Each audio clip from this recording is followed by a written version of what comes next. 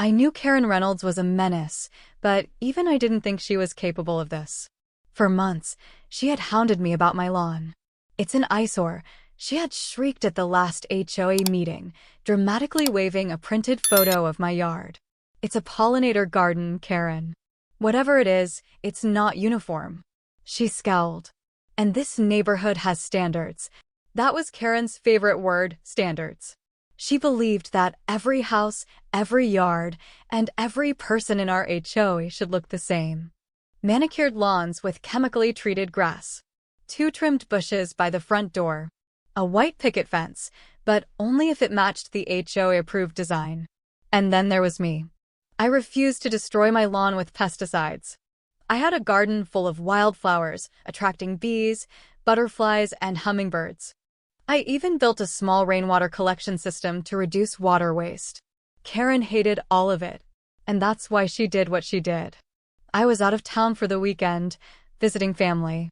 When I pulled into my driveway Sunday evening, I immediately felt something was wrong. My yard, my vibrant, beautiful garden, was gray. For a second, I thought my eyes were playing tricks on me.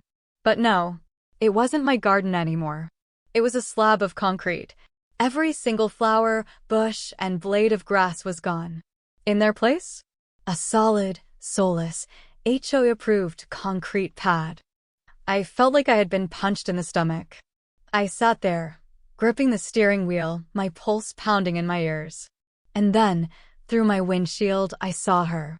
Karen stood on her porch, smug as ever, arms crossed, watching me like she was expecting a thank you.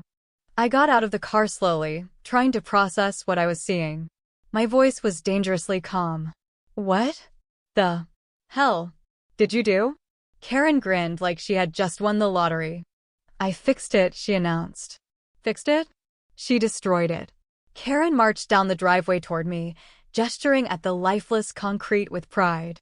"Now your yard matches the neighborhood, just like it should," she chirped. "No more ugly weeds. No more bees attacking people. It's finally tidy." I stared at her, my brain short-circuiting. "You poured concrete over my entire yard?"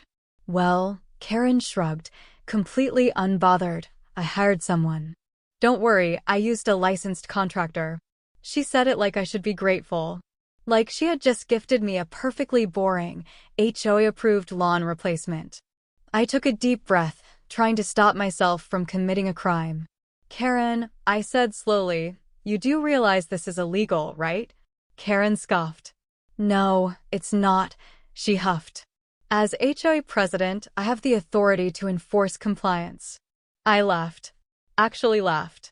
"Karen," I said, "you don't have the authority to destroy private property."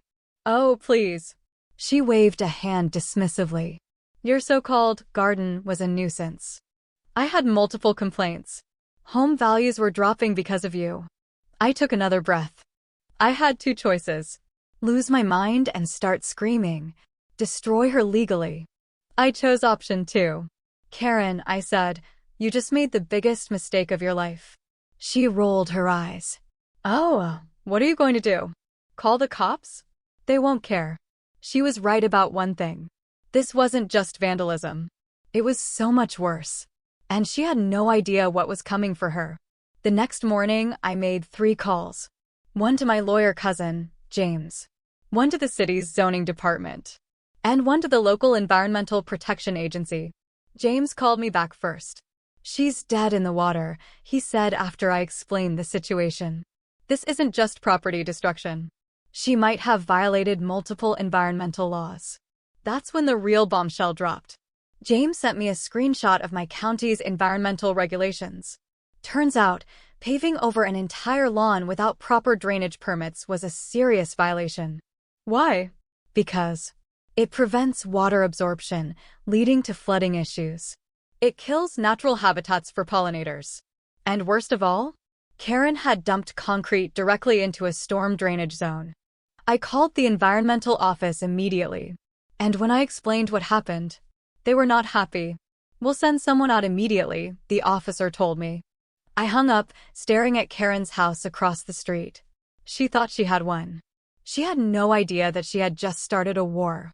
2 days later, Karen was outside watering her already perfect lawn, still basking in her victory. That's when the environmental inspection team pulled up. 3 cars. 4 officers. Clipboards in hand. I watched from my porch as Karen's smug expression melted into confusion. She set down her watering can as the lead inspector approached her. "Ma'am," the officer said, adjusting his sunglasses, "we need to have a conversation about the unauthorized concrete work on this property." Karen blinked. Then she looked at me. I waved. She was screwed. I watched with absolute joy as the lead inspector grilled Karen in her driveway. She crossed her arms, her face flushed red, her usual smugness cracking. I don't see what the problem is," she stammered, throwing a hand toward my concreted-over lawn. "I was just helping. It was an eyesore." The inspector didn't even blink. "Ma'am," he said, flipping through a thick binder of county regulations, "this concrete violates multiple environmental codes." Karen scoffed. "That's ridiculous." The inspector's eyebrow twitched. "No, what's ridiculous," he said flatly, "is that you poured an entire slab of concrete without a single permit." Karen's mouth snapped shut. And that's when the questions started coming. Did you hire a licensed contractor? Did you file a drainage modification request? Were you aware this area is designated as a stormwater absorption zone? Karen's face drained of color. Because she knew. She knew she had messed up. And I was loving every second of it. By the time the inspectors finished their assessment, Karen was visibly sweating. The lead inspector handed her a bright orange violation notice and said, "You have 7 days to remove the concrete and restore the land, or you'll be fined up to $50,000. I swear, I saw her soul leave her body. "At 50,000, she screeched. The inspector nodded calmly. "And if the damage to the local ecosystem is severe, the fine may increase." Karen's eye twitched. This was better than reality TV. That night, I heard screaming from Karen's house. I peeked out my window. She was yelling at someone on the phone, probably trying to find a way out of this mess. Too bad for her, she was out of options. By the next morning, she was on my porch, knocking aggressively. I opened the door, coffee in hand, grinning. "What do you want, Karen?" She huffed, clearly holding back rage. "You did this," she spat. I took a long, slow sip of my coffee. "No, you did this," I corrected. Her nostrils flared. Just drop the complaint, okay?" she snapped. I'll fix it. I'll paint it green or something." I blinked. "Did you just say you want to paint concrete green to make it look like grass?" Karen crossed her arms stubbornly. "Yes." I burst out laughing. "Oh my God, Karen, just fix it properly." She gasped like I had suggested arson. I am not paying thousands of dollars to fix a problem that isn't real." I tilted my head. "Karen, it's very real. And if you don't fix it, you'll be paying way more than thousands." She let out a frustrated shriek and stormed off. Karen hated losing money. So instead of hiring a professional to remove the concrete, she tried to cut corners. 3 days later, I woke up to the sound of jackhammers. I looked outside and, yep, Karen had hired some random guys from Craigslist to break up the concrete. No permits. No safety equipment. No clue what they were doing. And then, the worst thing possible happened. One of the workers hit a buried water line. Within seconds, a massive fountain of water erupted from my yard, flooding the street. Karen ran outside, screaming, "Turn it off! Turn it off!" Too late. The city water department was called. And now, Karen was in even deeper trouble. By the end of the day, the city had fined Karen for illegal excavation, forced her to pay for the water line repairs, increased her environmental fine for additional damage. Karen was done. She tried one last time to blame me. "This is your fault," she screeched in the middle of the street. But at this point, even the HOA board had turned against her. One of the members, Mr. Lawson, stepped forward and said, "Karen, you've embarrassed this neighborhood enough. Sell your house and leave." And just like that, she lost. 2 months later, Karen's house went up for sale. The once proud HOA tyrant was reduced to nothing. I watched from my porch the day the moving truck pulled up. Karen stood by her car, looking at me one last time. I smiled and waved. She scowled, got in her car, and sped off. And just like that, the neighborhood was finally free. With Karen gone, I was able to restore my lawn. The flowers bloomed. The bees and butterflies returned. The neighborhood felt peaceful again.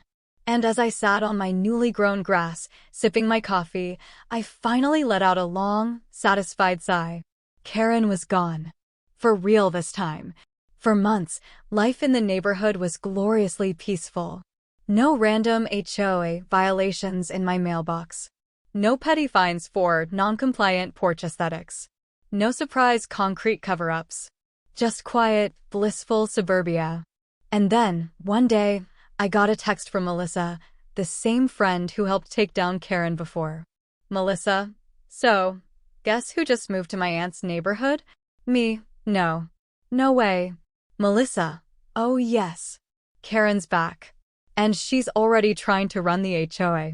I spit out my coffee. Karen was at it again. And this time, she had a brand new neighborhood to terrorize. Melissa's aunt lived in a quiet, eco-friendly community about 2 towns over. People there loved their wildflower gardens, compost bins, and natural landscaping. And guess who hated all of that? Karen. Within a week of moving in, she had started a petition to ban messy natural gardens, filed multiple HOA complaints against neighbors with unkempt yards, demanded the community install artificial turf instead of real grass. She was trying to destroy another neighborhood. And Melissa? She was not having it. Karen wanted power again. She couldn't just boss people around without being in charge. So she started campaigning to become the new HOA president. Her promises? I'll bring order back to this community.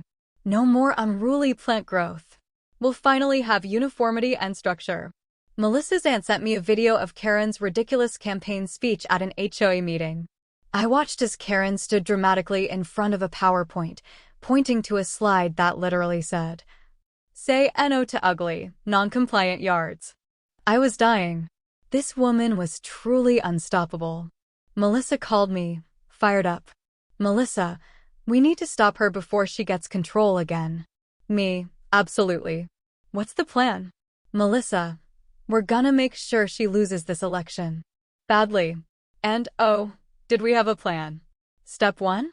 Expose her past.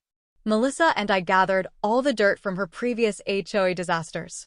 The illegal porch demolition. The fake HOA letters. The environmental agency violations. We printed everything and made anonymous flyers. And the night before the election, we delivered them to every single house in the neighborhood. The headline? Do you really want this woman in charge? And beneath it, a full list of her HOA crimes. The next day, Karen walked into the HOA election meeting like she had already won. She was smug, confident, untouchable. Until she saw the flyers. People were whispering, staring. Someone held up a flyer. Karen, is this true? Karen froze. Her face turned pale, then bright red. I don't know where you got this, she stammered. This is a smear campaign. It's all lies. Mr. Lawson, the former HOA president she tried to destroy, had joined the meeting via Zoom. He unmuted himself. Actually, he said, his voice echoing through the room, it's all very true. Karen gasped. And just like that, she lost. Badly. Karen was furious. She stormed out of the meeting, slamming the door so hard the walls shook. Melissa texted me. Melissa, OMG, she just stormed out like a toddler. Me? We thought that was the end of it. But no. Karen had one last trick up her sleeve. The next morning, Melissa's aunt walked outside to find her garden was destroyed. Flowers? Ripped out. Compost bin? Tipped over. Sprinkler system? Cut. And in the middle of it all? A sign staked into the ground. It read, "This is what happens to rule breakers." Melissa called me, fuming. She's gonna pay for this. And she did. Oh, she really, really did. Melissa's aunt filed a police report for vandalism and trespassing. And because Karen was already on the city's radar from her past HOA crimes, The police took it seriously. By the end of the week, Karen was arrested. For real. I nearly fell out of my chair when Melissa sent me a photo of her mugshot. HOA queen arrested for trespassing. Oh, this was glorious. Karen had no choice. With criminal charges, a ruined reputation, and zero HOA power, she moved out of town. For real this time. Melissa sent me a text. Melissa, she's gone. For good. Me, are we sure? Have we checked Florida? Melissa? And that was it. Karen was finally gone. The HOA was safe again. And me? I could finally enjoy my damn lawn without fear of it being covered in concrete. Months later, I got one final text from Melissa. Melissa, rumor has it, she's trying to start a new HOA in a senior living community. Me, she's trying to boss around grandmas? Melissa, yep. Me, oh, this is gonna end badly. And with that, I put down my phone, took a deep breath, and finally enjoyed my damn lawn. Because Karen might be someone else's nightmare now. But she was no longer mine. For a while, I thought Karen was finally gone for good. I enjoyed my beautiful, unbothered life, free of surprise HOA meetings, fake fines, and concrete sabotage. Then, one evening, I got a text from Melissa. Melissa, she did it. Me, did what? Melissa, she's running an HOA. In a retirement community. Me, oh my God. I wheezed laughed into my coffee. Karen had done the impossible. She had taken over an HOA full of senior citizens. But she had no idea what she was in for. Because this time, her enemies weren't just annoyed homeowners. She was about to mess with a group of old people who had nothing but time and pettiness. Melissa sent me screenshots from the retirement community's Facebook group. Karen had already started. Banning pink flamingo lawn ornaments. Issuing fines for unauthorized bird feeders. Threatening to remove golf carts that weren't the right shade of beige. And my favorite? Trying to make bingo a quiet game to avoid disturbing the peace. I almost choked. Karen was trying to control old people's bingo games. She was about to start a war. Karen thought she was in control. What she didn't realize. These weren't just retirees. These were bored retirees. And nothing is more dangerous than a group of elderly people with unlimited free time and a deep love for revenge. Within a week, the rebellion began. Dozens of new pink flamingos appeared overnight. Someone replaced all the HOA paperwork in Karen's mailbox with crossword puzzles. Residents started hosting bingo games on her front lawn at full volume. Karen lost her mind. She ran outside at 8 p.m., screaming at a group of seniors yelling, "Bingo," on her porch. And the best part? One of them, a sweet-looking old lady named Ethel, just smiled at her and turned up the speaker. Karen was completely outmatched. Melissa's aunt dug into Karen's past and found something huge. Karen wasn't even legally allowed to run an HOA. Turns out, after her last lawsuit, she had been banned from serving in a leadership position in any official HOA. And she had never disclosed that to the board. The moment this got out, the seniors held an emergency meeting. And Karen? She was fired on the spot. Again, Karen was furious. She stormed out of the meeting, knocking over a table of cookies, RIP to Ethel's famous snickerdoodles. Then, the very next morning, she put her house up for sale. Again, Karen had officially lost. Not to lawyers. Not to city inspectors. Not to environmental agencies. She lost to a gang of senior citizens with flamingos and bingo boards. And honestly, that was the most fitting end possible. The day Karen moved out, I got one last text from Melissa. Melissa, she's gone. The seniors threw a Karen is finally out party. Me, did they really? Melissa sends photo of old ladies drinking champagne next to a giant pink flamingo. Me, iconic. And with that, Karen was gone. For real. For good. And this time, there were no comebacks. No fake HOAs. No secret revenge plots. No cement-covered lawns. Just peace. At last. Months later, I sat on my beautiful, flower-filled lawn, sipping my coffee, enjoying the quiet life. And then, Melissa sent me one final text. Melissa, I just heard from my cousin in Texas. Me, no. No way. Melissa, Karen moved to another HOA. Me, this woman is unkillable. And that's when I knew. The Karen saga would never truly end. Somewhere, somehow, she was already making enemies. But you know what? She wasn't my problem anymore. So I leaned back, let out a deep breath, and finally enjoyed my damn lawn. For months, I enjoyed a peaceful, Karen-free existence. No surprise finds. No HOA dictatorship. No random concrete appearing in my yard. Life was good. Then, one evening, Melissa called me. Her voice was breathless with excitement. Melissa, you're not going to believe this. Me, I already don't. Melissa, Karen, is in Texas. Me, of course she is. Melissa, and she's running an HOA. Again. I face-bombed so hard my forehead hurt. Karen was truly unstoppable. Melissa's cousin, Jake, had just bought a house in a suburban Texas neighborhood. Everything was fine. Until Karen showed up. Within a month, she took over the HOA. 2 months in, she started issuing wild fines. By the 3rd month, she was petitioning to ban pickup trucks from driveways. In Texas. I actually choked on my coffee. Me, she's banning pickup trucks? In Texas? Melissa, she has no idea what she just did. Oh, Karen was about to regret everything.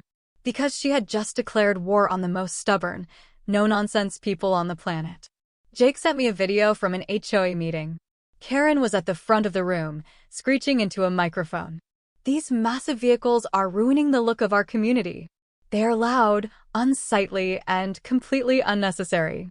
The camera panned to the crowd. It was a sea of cowboy hats and unimpressed faces. Some guy in the back actually spit tobacco into a cup. Then a man named Big Al stood up. Big Al was 6 feet 5 inches, wearing a denim vest, a cowboy hat, and boots covered in dust.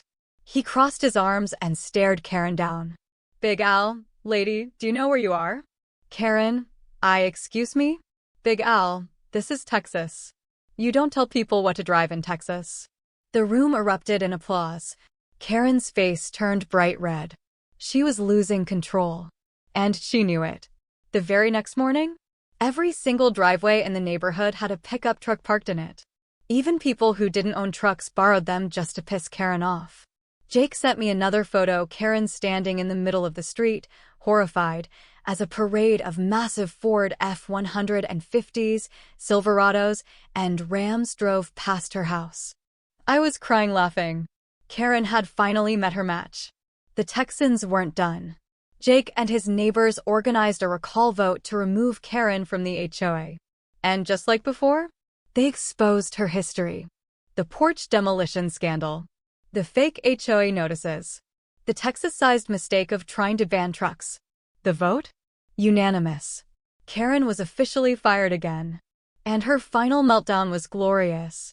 Karen, you'll regret this. This neighborhood will fall apart without me. Big Al, ma'am, we got along just fine before you got here. And with that, Karen stormed out for the last time. The next morning, Karen's house went up for sale. By the end of the week, a big, loud, lifted pickup truck was parked in the driveway. Karen? Gone. For real. And Texas? 1 weeks later, I got one last text from Melissa. Melissa, she's disappeared. No one knows where she went. Me, she's probably in hiding. Melissa, or plotting her next HOA takeover. Me, God help whoever finds her next. And just like that, Karen was finally out of our lives. Or so we thought. Because if history has taught us anything, HOA Karens never die. They just find new victims. Months passed. Life was peaceful. Melissa, Jake, and I were Karen-free. Until she resurfaced. And this time, she wasn't in an HOA. She had taken over an RV park. Melissa sent me a screenshot of a post from an RV community forum. It read, "Help! Some woman named Karen Reynolds is trying to turn our RV park into a gated community. She's making up rules and threatening to fine people for having unsightly campers and non-regulation awnings." I spit out my drink. Karen was at it again. Karen had seriously underestimated the people she was dealing with. RV owners? They were the freest, most anti-authority people on the planet. And the moment she tried enforcing her fake HOA rules, they fought back. One man painted his RV bright pink just to piss her off. Another resident set up a full-on tiki bar in his lot. Someone even installed a 12-foot inflatable flamingo with a sign that said, "Karen can't tell me what to do." I was dying. Karen had once again started a war she couldn't win. Karen had seriously underestimated the people she was dealing with. RV owners? They were the freest, most anti-authority people on the planet. And the moment she tried enforcing her fake HOA rules, they fought back. One man painted his RV bright pink just to piss her off. Another resident set up a full-on tiki bar in his lot. Someone even installed a 12-foot inflatable flamingo with a sign that said, "Karen can't tell me what to do." I was dying. Karen had once again started a war she couldn't win. Melissa dug deeper. Turns out, Karen had printed fake HOA documents and tried to get people to pay monthly dues. She was literally scamming RV owners. And when the RV park manager found out, oh, it was over. One evening, Jake sent me a video. It was Karen, standing outside her RV, screaming at the park manager. "Karen, you can't kick me out. I am improving this community." Manager, "Ma'am, this is an RV park. People come here to not have rules." Karen, "But." Manager, "Pack your things, Karen." And just like that, she was evicted. Again. I almost felt bad. Almost. Karen disappeared. For real this time. No one knew where she went. No HOA takeovers. No fake rules. No cemented over gardens. Just silence. And for the first time I thought, maybe we finally won. Months later, Melissa texted me. "Melissa, Karen's gone. No HOA, no RV parks, no nothing." Me, "She finally gave up?" Melissa, "I think we did it." I leaned back, sipping my coffee, staring at my beautiful, nature-filled lawn. No fake fines. No HOA dictators. No Karen. Life was good. Just when I thought Karen was gone for good, Melissa sent me another text. "Melissa, you're not going to believe this." Me, "If it's about Karen, I don't want to know." Melissa, "She's on a cruise ship." Me, "Oh my God." Melissa, "And she's trying to start and HOA on board." I dropped my phone. Karen had officially run out of neighborhoods to terrorize. So now? She was trying to enforce rules on a floating city. This was her most ridiculous move yet. And I needed to see how this ended. According to Melissa's friend's cousin's neighbor's dog walker, who was on the same cruise, Karen had immediately started causing problems. She tried to fine passengers for leaving towels on deck chairs for too long. She filed a complaint about inconsistent poolside umbrella spacing. She insisted on holding daily HOA-style meetings to discuss passenger conduct. And the best part? She started handing out warning notices. On a cruise ship. I was crying laughing. It didn't take long for Karen to push things too far. She tried to enforce a quiet hours rule at 6 p.m. Then she confronted a group of vacationing seniors about playing cards too loudly. And that's when the cruise ship captain got involved. One evening, Melissa sent me a blurry phone recording. It was Karen, standing in the middle of the buffet area, arguing with the captain. "Karen, I am just trying to improve the ship experience." Captain, "Ma'am, you are not the cruise director." Karen, "I should be." Captain, sighs. "You have two choices, enjoy the cruise or get off at the next port." Melissa's message popped up. Melissa, "OMG, he's threatening to kick her OFF the ship." Me, "Please tell me they do it." They didn't. Yet, Karen had turned the entire ship against her. And once again, the senior citizens led the rebellion. They organized late-night karaoke competitions right outside her cabin. They reserved every deck chair in her line of sight and never used them. Someone even replaced her breakfast menu with a fake HOA violation letter. Karen was losing it. Melissa sent me another update. Melissa, she tried to file a complaint with guest services. Me and Melissa, they laughed at her. Oh, I was living for this. The moment that sealed Karen's fate, she tried to break into the cruise director's office to discuss passenger compliance. And guess what? They caught her on security cameras. Melissa sent me one last blurry video. It was Karen, surrounded by cruise staff, getting escorted off the ship at the next port. She got kicked off a cruise. This was the greatest moment of my life. For the first time ever, Karen had nowhere left to go. No HOA. No RV parks. No cruise ship. She was officially out of power. Melissa's last text? Melissa, she's stuck at a hotel in the Bahamas, ranting on Facebook. Me, oh, this is beautiful. And that's when I knew. Karen had finally lost. I put my phone down, took a deep breath, and, for the first time in years, I truly believed. It was over. I sipped my coffee, looked at my beautiful HOA-free lawn, and smiled. Karen was gone. For real this time, right? For the first time in years, I felt free. No fake HOA rules. No surprise fines. No neighborhood dictatorships. Karen had been kicked out of every community she tried to control, from suburban HOAs to RV parks and even a cruise ship. And now? She was stranded in the Bahamas, ranting about lawless societies on Facebook. Melissa sent me one last message. Melissa, I think we did it. Karen is done. Me. No comebacks this time? Melissa, nope. She has nowhere left to go. I stared at my phone, waiting for some last-minute twist. But none came. Karen was gone. For real. For good. I leaned back, sipping my coffee, staring at my beautiful, wildflower-filled lawn. No rules. No HOAs. No Karen. Just peace. At last.